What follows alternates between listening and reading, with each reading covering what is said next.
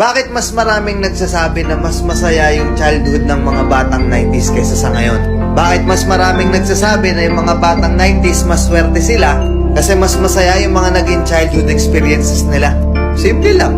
Mga batang 90s, pakinggan nyo to. Lapit ka konti. Nung panahon natin, hindi pa uso cellphone. Hindi pa uso yung puro Mobile Legends, lalaro ka sa cellphone, manonood ka sa cellphone. Lahat ng laro natin nung bata tayo, puro physical. Naalala mo pa ba yung lalabas ka sa hapon para lang makipaglaro sa mga kaibigan mo? Yung tipong nababandrip ka na kasi nabuburot ka na sa laro. Pero tuloy ka pa rin kasi masaya ka makipaglaro sa kanila. Yung tipong lalabas ka ng alas 3 ng hapon hanggang alas 6, hindi ka na pwedeng magpagabi kasi mapapalo ka. Pero yung maiksing oras na yun para makapaglaro ka, pakiramdam mo ang haba-haba na. Naalala mo pa ba? Pag galing mo sa eskwela, madaling-madali ka kasi may papanoorin ka pa. Oo, kasi yung mga palabas sa TV noon, puro pang bata pa. Puro cartoons, may mga anime pa. Nakakatuwa kasi yung mga palabas noon talagang nakakatulong sa bata. May matinik, may Hiraya Manawari, may City Eskwela pa. Hindi ngayon. Putik na yan yung mga pinapanood ng mga bata. Puro pag-ibig na.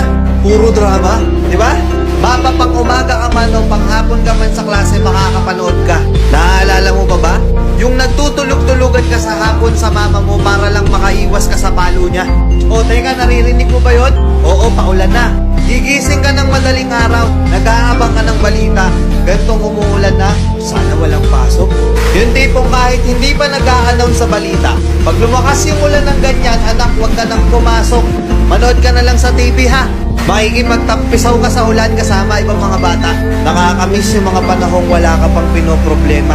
Nakakamiss yung mga panahong wala ka pang responsibilidad at obligasyon. Nakakamiss yung mga panahon nung ikaw ay bata pa. Pero napapansin ko, bakit hindi ko na nakikita yung mga ganong klaseng bata?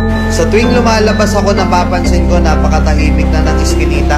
Hapon na, oras na ng paglalaro nila. Pero bakit ganon wala ng mga bata? Nasa na sila? Napokus na sa kaka-cellphone. Hindi na lumalabas ng bahay. Mas minaigi na lang nilang mag-cellphone at manood ng mga bagay na wala namang kakwenta-kwenta. Iba na talaga panahon ngayon, no? Kasi ngayon yung mga bata hindi na nila ini-enjoy yung pagkabata nila.